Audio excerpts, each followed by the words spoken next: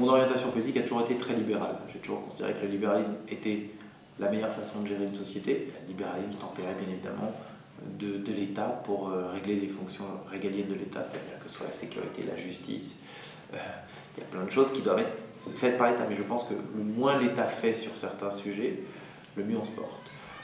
Comme dit Ronald Reagan, l'État n'est pas la solution, c'est le problème. Ce qui est exactement l'inverse de la position de gens comme Barack Obama. Donc le PLD m'a soutenu pendant la campagne législative.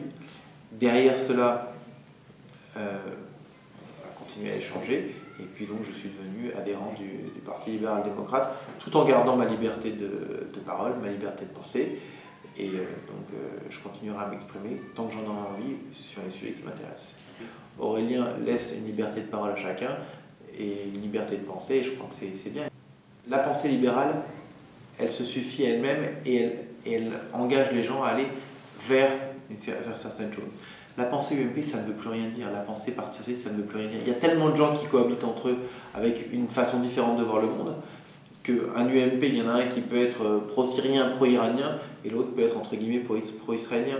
Donc nous, on a l'avantage d'être une petite chapelle, et notre chapelle, elle est tournée vers les mêmes orientations. Chapelle laïque quand même. Donc oui, les mêmes orientations. Donc en fait, c'est un parti qui n'est pas hostile à Israël. Enfin, moi, je l'ai ressenti comme ça. C'est le moins qu'on puisse dire, mais il faut être très clair. La notion d'être hostile à Israël, ça n'est pas une notion qui devrait être acceptée dans n'importe quel pays. C'est une notion, et j'insiste là-dessus, antisémite. Je ne dis pas antisioniste, c'est antisémite. Il n'y a aucun parti politique en France, par exemple, qui est hostile à un autre pays qu'Israël. Ils ne sont pas hostiles au Cambodge, ils ne sont pas hostiles au Guatemala, ils ne sont pas hostiles à l'Argentine. Le seul pays sur lequel certains font, je dirais, leur fonds de commerce politique, c'est Israël. Donc c'est clairement un problème d'antisémitisme.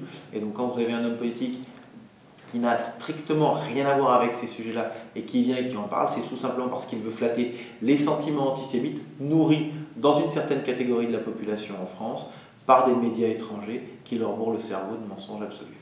Donc c'est un parti qui se distingue, non seulement il défend Romney, mais en plus il défend Israël. Il défend Romney, il défend Israël, oui, mais il défend Israël pas parce que c'est Israël, mais parce qu'Israël est en communion et en accord avec nos valeurs, et les valeurs qui sont les valeurs qui ont fondé la France. Je veux dire, ceux qui ont je dirais les philosophes des Lumières, s'ils voyaient ce qui est devenu la France par certains côtés, ils s'arracheraient les cheveux, ils diraient l'URSS a pris le contrôle de la France. Comme le disaient d'ailleurs certains, par certains côtés, la France est le dernier communiste qui fonctionne encore. Alors, c'est quoi la vie d'un militant du Parti libéral?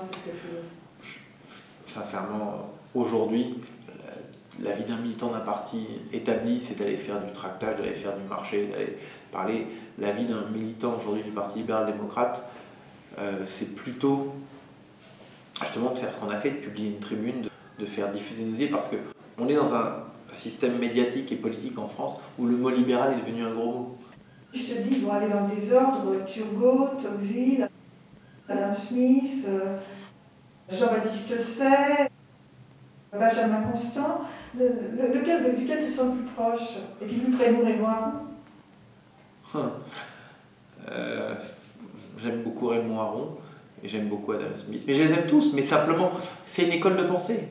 Et tous ces penseurs du libéralisme, tous ces penseurs qui font qui proposent que l'individu soit au cœur de la société et que les solutions viennent de l'individu. L'État n'étant là que pour réguler les excès, pour éviter les monopoles, pour éviter l'illégalité, mais je dirais que le libéralisme, c'est la meilleure solution qu'on ait trouvée pour développer le monde. Je veux dire, aujourd'hui, si vous regardez l'économie des 2 derniers siècles, c'est grâce au libéralisme que le monde entier le monde entier a été en expansion. L'augmentation du niveau de vie, l'augmentation de l'espérance de vie, tout ça c'est le libéralisme. J'ai pas envie de faire mon classement, mais oui, de Adam Smith à Raymond Aron, je me sens proche, et je dirais même jusqu'à Alain Madelin. Le Parti libéral-démocrate est aujourd'hui le parti libéral héritier des idées d'Alain Madelin. D'ailleurs, lors de notre université d'automne qui a eu lieu le 21 octobre, je crois, Alain Madelin est venu et nous a dit, en gros, je vous soutiens sur tout ce que vous ferez par la suite. Elle s'est bien passée cette université d'automne? C'était très intéressant, c'était assez enrichissant de rencontrer et de se retrouver dans un environnement aussi libéral.